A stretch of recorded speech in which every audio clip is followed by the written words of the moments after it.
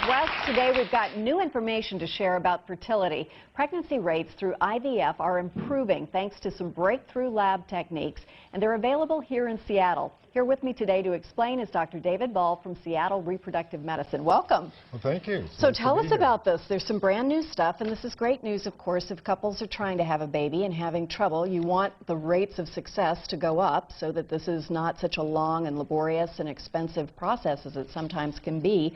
What is this first process, ICSI? Well, the first video we'll show is a Ventral cytoplasmic sperm injection, or ICSI, and it's actually been around for about 20 years now. What is it? Well, where we use it typically is when there's some suspicion that we may not get fertilization in the test tube, just by putting the sperm and eggs together. So in this case, one of the excellent embryologists we have at SRM will load an individual sperm up into that very small pipette you see there, and will literally inject it right into the egg itself. Wow, that's what we're seeing microscopically. Exactly. So they pick out, you know, I don't mean to be too prosaic about this, but they just pick out a sperm that looks like the best candidate, the strongest swimmer, it's an especially attractive sperm, and they choose that one? Exactly. Well, Okay. of course, what we want to do is get fertilization, and there are some signs on the sperm to pick to get that, and of course, one of them, we want it to be alive, moving. Yes. And secondly, if it's shaped normally, that's a sign that it's a functional sperm as well. So typically, given a choice, the embryologist will pick those types of sperm to inject into the egg. Okay, we want a sperm with good self-esteem before it goes to do its job. Now, the second technique we're going to talk about is the specialized incubator with what's called an embryoscope, right? Yes. Explain to me what that is. Well, this is actually, we're working with a European company that's trying to develop this. And as you'll see in the videos coming up, the embryo goes through a bunch of different stages as it grows from fertilization to early on. And on these two, you'll see very early, they look very much the same. But the one embryo is continuing to develop. It's actually hatching out of the shell, which it has to do before it implants in the uterine wall. The other embryo, even though it looked good early, is kind of falling apart and failing. And those are mice embryos. Those are mouse embryos in culture, correct.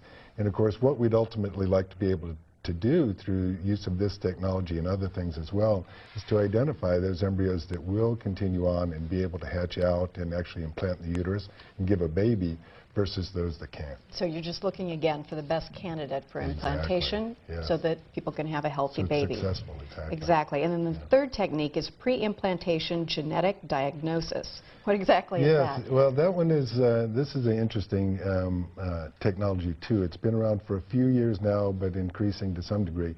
The point being is, as you can see in the slide here, what we can actually do is take an individual cell out of each embryo that may need to get diagnosed and do a genetic analysis on it to determine which embryo is carrying an inherited disease, for example, cystic fibrosis or a whole multitude of other familially inherited diseases, to identify those that don't carry that disease so we can put only those back, and then the baby born won't have the disease. So all three of these are so interesting scientifically and improving the chances of a healthy baby and a healthy pregnancy. How much has this improved the rate of success for an IVF procedure? Well, it's interesting. You know, I've been doing this for almost 30 years now, and the progress the field has made is just unbelievable. With these kind of technologies we're showing some of here today, as well as better treatments for the patients themselves, better management of the treatment cycles, which of course is from the physician end of it. All of it's leading step by step to increased rates. And then the other part of this, of course, is not just getting pregnancies, but getting safe pregnancies. Right.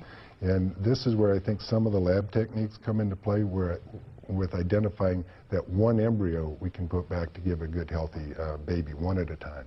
And, you know, it must be just a great job when it works, because having been down this road myself in a different area with endometriosis, but knowing what it's like for people struggling with this, when you succeed after all of this effort, it is such a gift. So I can't imagine how happy that makes you and your clients when things work. Well, it's amazing field, I think, from at least two sides of it. Number one is helping people achieve what they need in terms of family, but also from a scientific and biological standpoint. It really is fascinating work. It is. And I know nobody in this field that doesn't just absolutely love it. Well, life's a miracle, and so we really appreciate your Well, help. Thank you, Dr. Nice Ball. to meet you. On our website, you'll find a link for information on what we talked about today with Dr. Ball, and also about Seattle Reproductive Medicine and the very latest on scientific research going on there. We'll link you straight through.